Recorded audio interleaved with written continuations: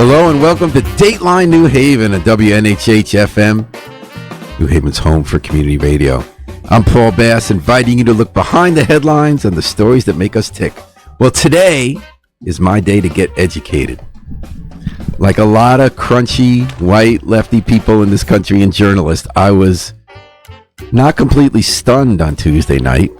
I obviously knew that Donald Trump might win the election as president.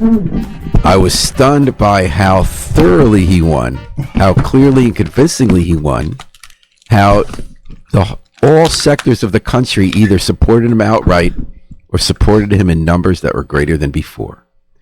And a lot of clueless white liberal types like me, lefty types like me, wonder in particular what's been going on with the black vote and the Latino vote. Trump won a majority of Latino males. I think it was split the Latino vote. His numbers went dramatically up with black males. I know there's a lot of discussion about that going on. But instead of listening to people analyzing it from the outside, I brought two experts from New Haven who were among those who were happy that Kamala Harris lost, did not vote for Kamala Harris, and I believe that things have been changing in a way that people like me and some of our listeners are clueless about. So today, my question is, what happened and why? Shafiq Abdul-Sabur, decades making long activist, community activist, retired officer, political person, businessman who has his ear to the ground closer than anybody in New Haven, makes great things happen. And Harry Drost, who's usually the station manager behind the controls at this radio station, agreed to sit in the special guest chair to help us run it down. Good morning, good afternoon, gentlemen, and thanks for helping me. Thanks for coming to educate me. Good afternoon. Good afternoon. So, Shafiq, what happened? Oh, why did Trump win, and why are more black people voting for Trump? Did you see that? Yeah, map? I studied the Civil War, and I saw that we have the same map. Oh my gosh! Here's what I think happened. Number one, I think that too much emphasis was put on polls and trying to use polls as a guideline or metrics in terms of where things were going. I'll tell a quick short story. I remember when I was a police officer and it was time to take the lieutenant's exam. And I had read all of this information on if you take fish oil, right? And, this fish oil makes your brain smarter. And if you meditate, it helps you focus. So I took a fish oil and these vitamins and I meditated and I did less studying, thinking that, hey, I'm going to go on this test and I'm going to ace it because my brain is smarter because of the fish oil. I was second to the last on the test. Right? I was second to the last on the test. So what am I saying? What I'm saying is, here's the thing. The old strategies that the Democratic Party used in this election, they're outdated. This is post-COVID. You cannot use pre-COVID election strategies now in post-COVID. So what's the strategy that didn't work? So one thing the strategy didn't work is doing the whole get out to vote, 14 to 10 days before the actual election. You can't do that anymore. Number one, the Democratic Party often in the locals, in the localities, they've got too much of a dormant non-voting population. Too much of a dormant non-voting population. So I'll use an example like in New Haven, right? Miguel Pittman's campaign. Miguel ran in Ward 3. Ward 3 has 1,500 voters. On average, on a general election, only 144 of those voters actually come out on a regular basis. I know, that's amazing. Right? Yeah. So now if you do that for an alder race, if you do that for a state rep race, which, these races are like, every 2 years, and then on the fourth year or whatever, it's time to go vote for president. How are you planning to get out those other 1,300 voters? In voters? addition to the point you're making, of the people who do vote, the polls did accurately show throughout this campaign that Donald Trump brought in record new votes among black men and Hispanics in general from what Republicans ever got. Is this about Trump or is this about a political alignment in this country with Democrats and Republicans? I think so I'll talk about the black men and particularly that I talk to and listen to. And they're saying Democratic Party has taken black men for granted. They just assume that no matter what, black men are voting in for all Democrats, right? Doesn't mean that. But they knew this time wasn't going to happen, and they tried to reach the black vote. And they did get 80% black male vote, but that 20% was still much higher. Well, here's the thing. I mean, like, if you get 80% of anything, be happy with that and walk away. So let me give you I'll give you two people's explanations for the black male turn in this election. I'm not personally endorsing the first one at all. Al Sharpton said, quote, "Some of the most misogynistic things I've heard going on this Get Out the Vote tour came from black men." Yeah. I mean, misogynist things. Yeah. And so let me just. So you're absolutely right. That we got to hear. But then Bernie Sanders says something opposite. He said it wasn't misogyny. Yeah. He says it should come as no great surprise that a Democratic Party, which is abandoned working class people, correct, would find that working class people has abandoned them. First it was the white working class, and now it's Latino and black workers as well. Correct. While the Democratic leadership defends the status quo, the American people are angry and want change in their rights. So Sharpton said it was black men didn't like women. Yeah. Bernie says this isn't actually about race. This is about class. No disrespect to Al Sharpton. Al Sharpton's out of touch. Okay, let's not forget, Al Sharpton got on a plane and went to Ferguson after Mike Brown got killed. And the black people in Ferguson ran him out of there. All right? So Al Sharpton is not an expert on the African American male. That's number one. Number two, I think it's very disrespectful to the African American male population for anybody to try to blanket black men as being misogynistic. Misogyny is often a term that floats around in the African American community. But no, I'm not pro Russia. I'm not pro Russia. But here's the thing: it's Vice President Kamala Harris did not present a formidable policy. As a person that has held office as an older person, and I had to put out policy, as you know, the 10-point plan. And you created our policy on street outreach workers. Correct. But what was the policy she had versus Trump that you thought his was better? So one thing that I absolutely like, two things about Trump. And again, I didn't vote for him, but two things I do like about him. He's very American-centered. He wants to focus on American issues. I remember when he was president the first time where he encouraged and also used tactics to bring, in some cases, force companies to come back and do business in America. What would be an example of a company? I think, if I'm not mistaken, he gave better tax cuts to Apple, and Apple had came back.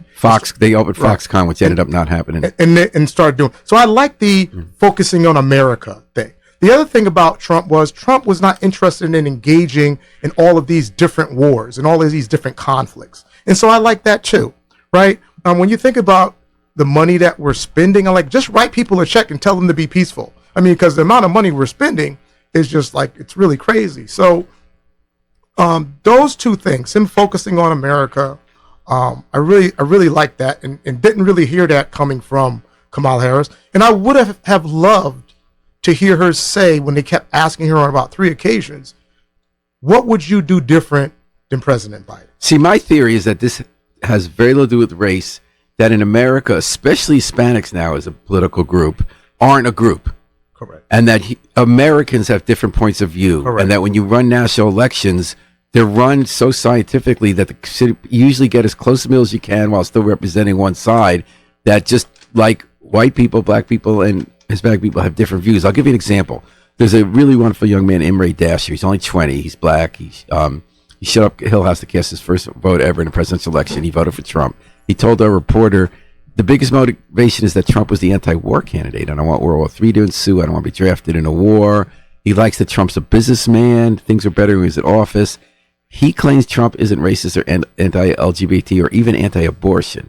So that to me tells me, well, I don't know. Let's see what Harry Droz thinks. So we're talking Harry Droz and Shafiq Abdul Sabur to educate people like me about what the hell happened on Tuesday's election, especially with the black community. You know what's right? Is this race? Is this class? What is this? The race issue is only an issue on the left, right? So everybody gets put into their little groups, and it's blacks and Latinos, and everybody's against each other, and you had Al Sharpton saying he's heard the most misogynistic things from black men. Well, they did have the first political major party rallies in history where a presidential candidate crowd were yelling bitch, bitch, bitch about the women.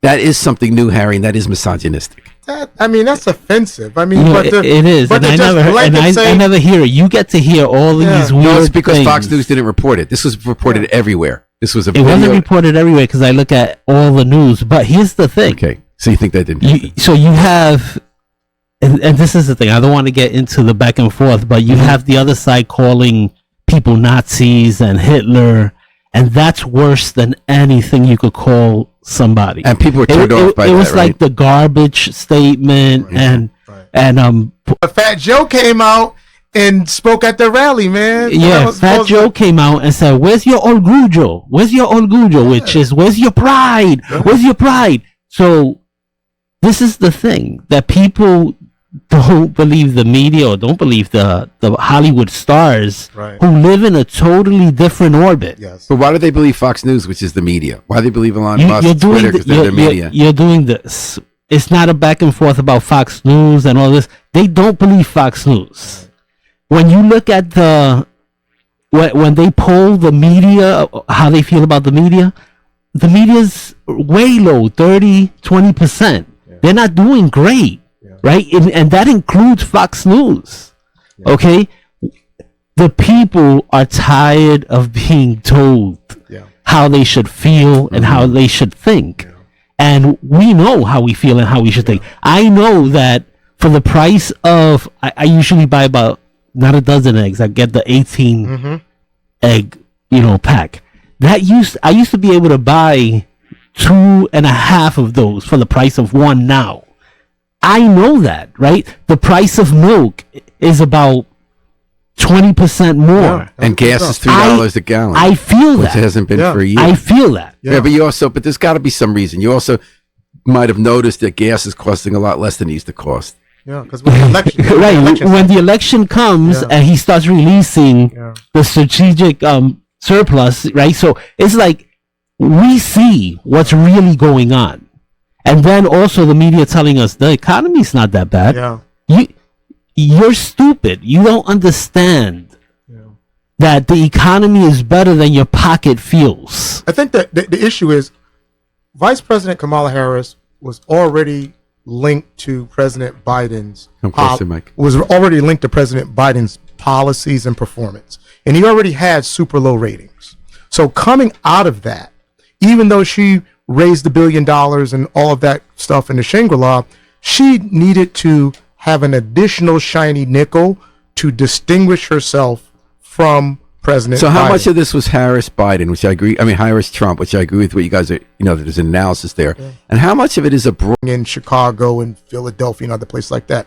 But we have to understand, when you have people in places like Chicago and San Francisco and other places, and you have African Americans like in Chicago, and they're dealing with a situation where, illegal migrants, right, are coming into the country. They're giving, debit cards with, I don't know, some have said $20,000, whatever, but it doesn't even matter. Even if you give somebody a debit card with $1,000 on it, people are going to bed every night in America hungry. There's homeless people everywhere. So just that issue alone, she failed to give some type of resolution or resolve, saying that, well, Donald Trump told the House and the Senate not to vote on a that's not enough. What are you going to do day one? Also, people perceived Democrats as being more open to immigration than Republicans. And that one thing that was interesting about the numbers, back to my original question, is that people assumed that Trump would not do well with Latinos because he was considered anti-immigrant, whereas so many Latinos, including immigrants, voted for him because they agreed with him on the immigration issue. Here's what they did. They absolutely played the race game. So they said, they basically put out there and said, hey, forget the fact that we haven't done voter engagement with the Democratic voters in nearly over 3.5 years. Forgetting the fact we haven't done voter education with the Democratic voters in over 3.5 years. We want to tell you that Trump is a racist. So if you're black and if you're Puerto Rican, you're not going to vote for this racist guy, right? Because he's racist and he's got all these Nazis and, But does that not bother you? Like the field director in Western Pennsylvania for Trump campaign. Turned out he's a white supremacist. He was on radio. He says that we need to be 80 to 90% white is what we have to hope for in this country. That like didn't bother. Oh, the Central Park 5 thing that didn't bother There's black people. always been and always will be racism and bias in the United States. If you were to make everybody in the United States one color, then we would have caste system or biases. Look at But it didn't bother you that was Trump's campaign. No, it doesn't bother me because I didn't vote for him. But I mean, why? But why are people still voting for? That's what I'm trying to. Yeah, but here's the thing. So you're saying the other side, the left, is not racist? It is. They're pure? No, Okay, this is the I'm thing. not saying people should vote. But when the For the media decides we're going to focus on one part, one slither of a certain campaign, no, we know that there's racists on both sides. But it's not when you have one side that has white supremacists like No, but as the their other job ones- running the campaign. No, but the media is the one that's calling them white different. supremacists. I could do the same thing about the left. But you don't think this guy who co-hosted the program with Richard Spencer, He, who ran a he national, wasn't on the ballot. He was the regional field director for West He Pennsylvania. wasn't on the ballot, Paul. You're always trying to connect the bad guys with Trump, but ignore forgot the all the Central bad Park. guys on the left for Okay, stuff. right, you're right. So here's the thing. When you go on Morning Joe and he tells you this is the best version of Biden we've ever seen, and if you don't believe it, F you. He said that right into the camera, right? And then He said that on national TV. on national TV, He said he said F F-U-C-K? you. He said F you. He didn't say F, Really? the words. Yes. Wow, Joe Scarborough. Joe Scarborough, right? And then He didn't get fired for that. he comes out.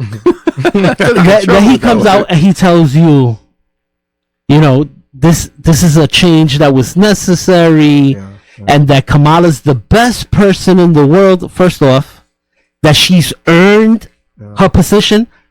Kamala didn't earn not one vote in the 2020 election, right? She was the first one out, right? And then she was picked for vice president because Biden promised to put a black female in the position. She didn't earn her position. Nobody saw So it here's as what a- I would say. I would say in the concept of earning a position, so I would just disagree with you on that and say a party has the right to a degree to do whatever they need to do to strategize to get their candidate across the finish line, right? So does she have the qualifications according to what's printed to be president? Absolutely. And probably more, right? What she did not have was enough time to put it all together. 3 months is not enough time to run for a president. So what do you think the visceral reaction? Now, I think that worked in her favor. I did. by the I way. think I did too. I think because the more you got to know about Kamala, the more So here's what I would less say. people But here's what I right? would say. Kamala. If you look at the map would say she did not have enough time, right? Right. If she would have, Or you could look at that map and say Trump would have won with 60%. Yeah, he would have won way more. well, Way more. here's the go back again. Donald Trump, President Trump, started campaigning the day he left office. Yeah. Understand that. He's never stopped Is it by campaigning. his time? 3.5 years to campaign, opposed to Vice President Kamala Harris having only 3 months. That's not enough time for a presidential candidate to get their message out under these conditions. Remember, this is post-COVID. You can't use the same 14-day get out the vote tactic. So what about the visceral reaction, Shafiq? Wouldn't you agree that among some black males you might know, there was a visceral reaction against Kamala right away? I think that Vice President Kamala Harris Disconnected, Harry. Sorry. I think what she unfortunately inherited was the failed promise of President Obama. I think a lot of black people voted for President Obama twice. They voted for him the first time and said, we're waiting to see if he's going to make things different. And they didn't see things different. And then they were like, be patient. We'll get him in. And in the last term, because it'll be his last term, he's going to do all of this stuff for black people. And I think that for black people on the ground, the common average working class black person, African American person, they didn't see a change in their life. Their life got harder. Their life got different. And if you look at some of the exit polls, you will see that since President Obama, black male and female votes have declined, and the black vote has declined, right? So black people are now like, okay, we have a black female running. How's she gonna be different than President Obama? She's not as charismatic as he is. She comes from a whole different cut. He campaigned for 3.5 And then Obama years. gave a speech saying, "Hey, you guys, I know what you're really saying. You don't want a woman there. You're not comfortable with that. Get And over it." all he did was, that was the most So here's what I will say to President Obama. Thank you for that, because I've been trying to wake up African-American male voters now for about 15 years. He woke them up in 15 minutes. How? Yep. By saying that set black men off. He set black men off. One thing you'll know about African-American men and women, but particularly African-American men, disrespect. When the confrontations happen between police and African-American men, it might end in a use of force, but it starts with being disrespected. If black people feel that they're being disrespected, that goes higher than the treatment.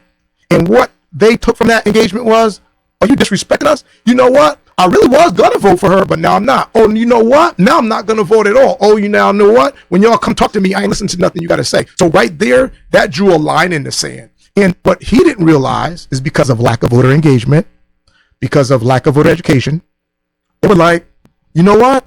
I'm living in America. Things ain't good for me. I grew up in race. I know what bias is. I could survive this. Are people kind of tired of talking about race? I think they are. I'm not talking about white people who don't want. Oh, disconnected. Sorry. What I'm talking about, like, are people just tired of having that be the issue? Definitely. But is that a good thing, or do we need to talk about race? I think the people most focused on race are the white liberals. Who You don't think it's a Black Lives Matter movement? No. the Black Lives Matter movement is. No.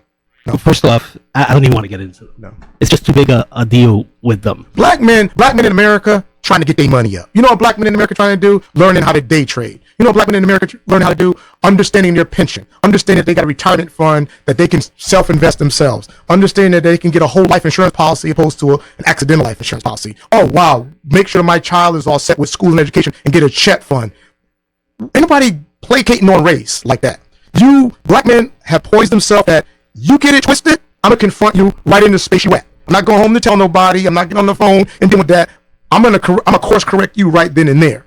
Everybody else is throwing it out there, and that's what I've been. Making that I've been watching podcasts from all over the place, and when you see black men upset with the Democrat Party, but the hyper liberals, they talk about exactly what Shafiq is talking about. So why is it still 80% of black men voted for Kamala? Now it's a lot more than in the past. The Republican used to get 16%, yeah, but 14%. There's been steady movement over the years, and it's going to continue to move. And what about, why do we have that gender gap the way we do nationally? So 88% of black women voted for Kamala. I mean, and this is the gender divide among. Because they had a whole abortion conversation out there. Is that a big issue? That's a big issue. I mean, like, look, if you told me if you was running on testicular cancer, right? You know what I'm saying? And that they're gonna no longer pay for prostate exams, and prostate exams became a leading cause of death of black men. And here's the thing, Paul. She got 88%, and she was down. Yeah. She lost like 5%. But there still is a huge gender right? gap. No, yeah, but she lost like 5%. Gap, listen, the number one thing that Vice President Kamala Harris campaigned on was right to body, or the abortion thing. So who are you talking to? You're talking to women. But why don't men care about that? Men do care about that, but you're specifically talking to women, and you're saying, hey, women vote for this because they're not giving you right to body, and also men vote for that too. You know what? I'd like to have a law. If I was president, I would make a law that men stay out of women's body. That whoever makes up these abortion laws would have to all be women. Whoever is on the general panel for medical is women. Why are men talking about what women are doing with their body? That's number one. I mean, do we have a bunch of women on the board talking about men's penises? No, we don't. Right? So the problem is, when you want to talk about misogyny, the misogyny is that men are on boards and in courts making these decisions about women. That's number one. Number two, she ran her entire campaign on the basis of abortion. So you're talking to women. I have a daughter that's 25. I got a granddaughter that's 5. My wife, she don't want to have no more children. And I've got my other 2 daughters that are married. Am I concerned about abortion? Abso-freaking-lutely. But you know what I'm more concerned about? Iran dropping bombs on Israel, which causes Russia to get involved, which causes North Korea to send a nuclear bomb over here, which causes Iraq. That's what I'm concerned about. I don't want a bomb going off. And by the way, men are hyper aware. That if there's a draft? Yes.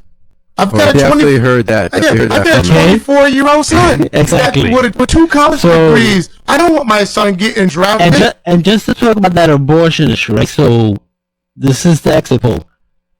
On the abortion issue, legal, those who want abortion legal in all cases, 87% voted for Kamala, and 10% voted for Trump. People who want it legal in most cases, they split the vote. So it wasn't the issue that they So thought what was is the big. gender divine Latino community? Because that is much starker than the black community, right? That's the numbers are real. Majority of Latino men, if I have it right, Yeah. Harry, tell me if I'm right. Majority of Latino men voted for Trump, and a clear Yeah, majority of Latino women voted for He Trump. won the Latino men vote. You know, it was. But no one's calling Puerto Rican men misogynistic. So what do you They're calling black men no, misogynistic. Joe Scarborough did both. So Harry, what explains that? Shafiq gave No. a review of the black community, the Latino community. Why is it? I mean, the Latino community. I would say It's the funny thing is I hate doing the black, Yeah. Latino, and all this stuff. Okay, though. Because We're talking culture right I know, now. but we feel the same way about the issues, right? So we're worried about putting food on our table, Yes. right? We want to be businessmen. We want to be rich. We want to do all of that stuff. We're not worried. And I listened to somebody I was talking to who voted for Trump, who hates Trump, but they said that they were too hungry Yeah, to worry about enshrining their feelings into law. correct. Okay? And that is what people are worried about. Correct. Right? So what they're telling you is we live in America. There's a constitution, there's a Correct. legal system. Correct. That these things are going to be able to. There's a House in the Senate. Right, The there's a president House in the does Senate. not control the entire He country. can't They actually be a will dictator. this year. He can't be a He's going to have dictator. the House and Senate. No, Yeah, but he can't be a dictator. Right. Paul. There's a justice system, that's correct. right? If you Doesn't look work at a so lot of well the for stuff, Trump. if you look at a lot of the stuff that Trump wasn't able to do during his first 4 years, But now he's got the people to make sure he can. He's no, making sure but he's got he people to wasn't stop able to do him. it because the court system stopped him. Yeah. But all those judges still exist. Now he's got the Supreme Court. And I'll say something to it. It might sound kind of corny. You know, one thing that I really a stark in contrast about President Trump. You know, when Mike Brown got killed, and they sent Eric Holder. Remember, he went to Ferguson. He was the Attorney General. They ran out Al Sharpton when he went down there. They gave Eric Holder a hard time. And then remember, Eric Holder resigned, right? He resigned before the verdict came out. In fact, he resigned like the first 30 days after Mike Brown got killed. And people want to know from President Obama, hey, what are you going to do about this? And that whole thing blew up and they went sideways and left ways. And then President Obama brought all the black leaders to the White House, which was Al Sharpton and all of the hooty-doos. And nothing really happened, right? Nothing really changed. President Trump was connected with Kanye West, and Kanye West jumped him and was like, look, we need to do this, and we need to bring people home, and we need to get people out of prison. And he was in the White House with the president with common black men.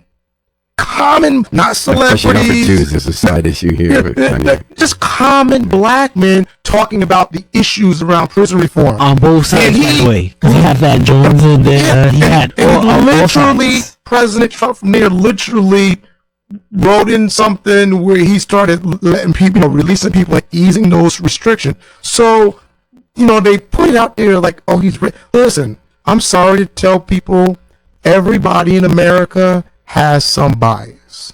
Everybody in America has some type of view about something or somebody that could be perceived at a time as being racist. I've never heard Trump say the N-word. I've studied definitely said the N-word. I've studied some of the stuff that he's done. I've never heard him say it or seen anything where somebody posted. I've studied some of this stuff, and he doesn't come across to me as racist. He comes across to me as a very rich, aristocratic person. I know black people that have his type of characterization that are rich. It's like a status that you are. But one thing that I can say about him, and I did not vote for him, but I can say this about him. You got to really look at something about this guy. A super rich, wealthy, powerful white guy that has convinced poor white, rural white people that their struggle is his struggle, and he understands their struggle. He said years ago, I'll run for president as a Republican because they'll believe anything he said. No, but the thing about it is, how is that? Well, and not only, and here's the thing, not only has he been able to make that connection with them, he's making that connection with African American men in Chicago and in Philadelphia, and African American women, and Puerto Ricans, even after somebody flips and says garbage. Why is that? Here's why. This is why I believe it. Donald Trump, with all his imperfections, speaking to people. He's meeting people where they're at, and he's talking to them. And he's saying to them things that everybody in the country knows, that everybody is thinking. He's saying it. It's not manufactured. This guy gets up and speaks for 3 hours, 2 hours off script.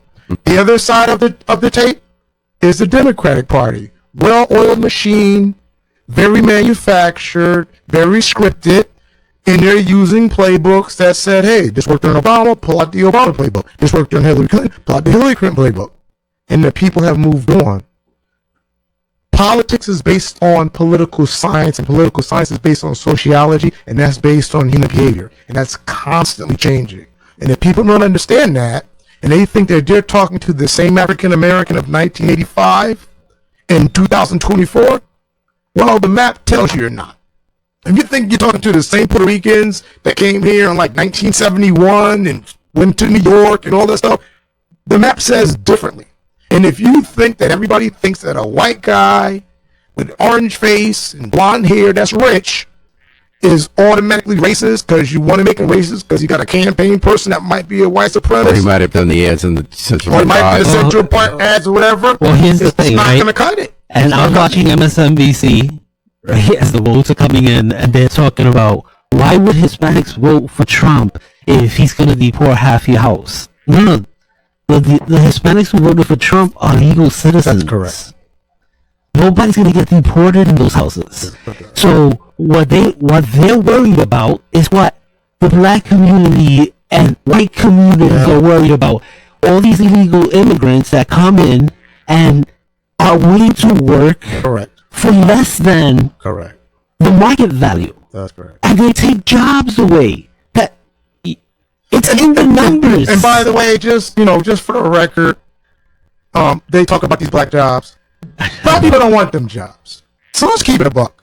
A black man you can't buy a house on a McDonald's job. You can't buy a house on a Chick-fil-A job, a Wendy's job, and almost even on a custodial job. A lot of those jobs are service-based jobs. Okay, as I said before, and I'll say it again, African American men and African American women are trying to move closer to the American dream, owning a home. If they already own a home, they're trying to own their second home, which is an investment property. They're trying to buy their cars outright and not have these exorbitant car payments with these outrageous interest rates. They're trying to make sure that their credit is right. They're trying to make sure that they can actually pay for their child's college so their child can graduate without having college debt. So understanding those things, when you hear black jobs, black people are worried about the immigrants coming to take the job. If black people wanted those jobs, they would have those jobs. But it's Trump who said you're taking the black jobs. Black people don't want those jobs. So why did they? But Trump's the one who. But here's the thing: the black jobs thing.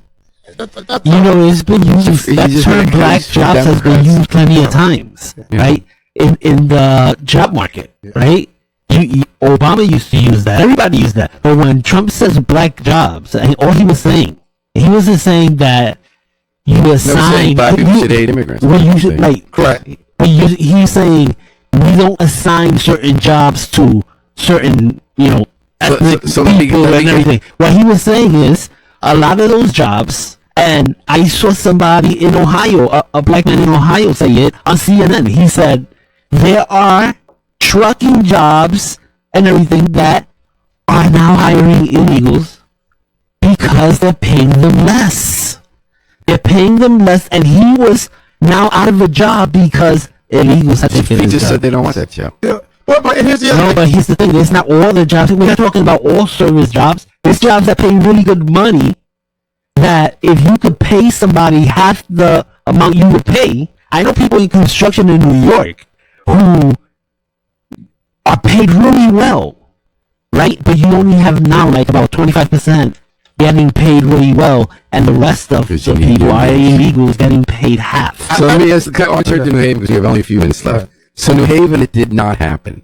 The black vote for Trump did not grow. I looked at Ward 20 in 2024 and 2020, and Kamala got the same numbers as Biden, and Trump got the same as before. Michael Messi, an African-American against Rose DeLauro, got an amazing 45% of the vote. He had no money, no campaign, no staff, any of that. He got 45%. But where he did not get votes was New Haven.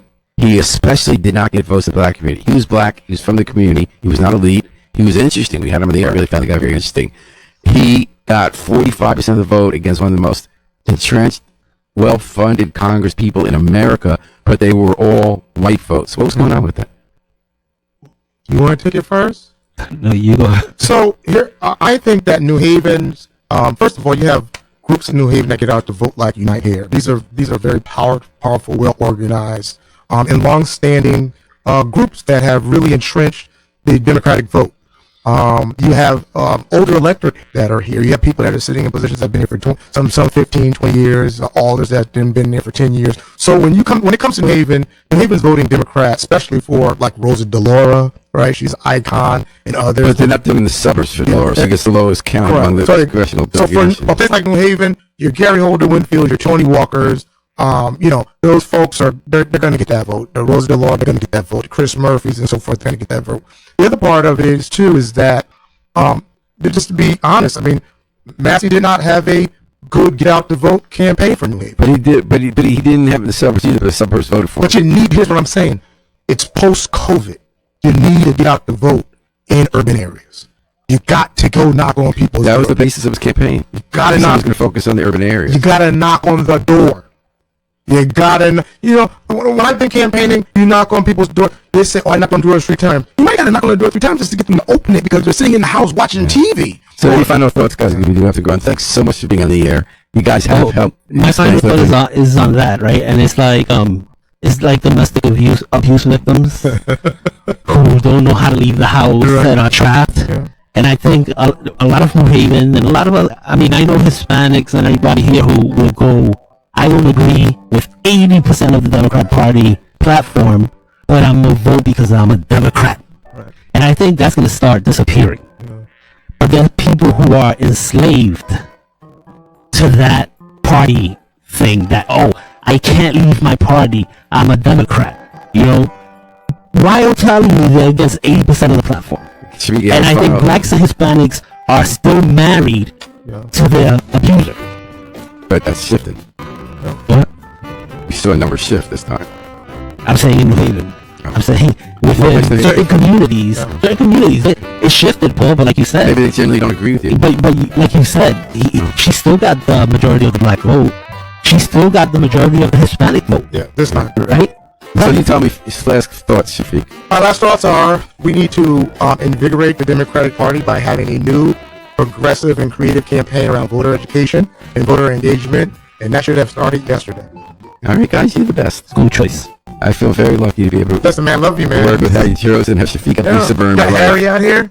It's real. And thanks for listening, folks. We're moving on to a new era where we're still going to all be one community and love each other, even if we don't agree when it comes time to go to the ballot box. And thanks to Harry Chiros, who is the #1 station manager in the multiverse. And there is Shafiq. Keep up the good work. Thank you. We're going to take it out the Afro-Semitic experience performing I Wish I Knew How It Feel to Be Free. Afro. From the group CD, A Plea for Peace. This is Paul Bass inviting you to fly free with us at WNHH New Haven's home for community radio.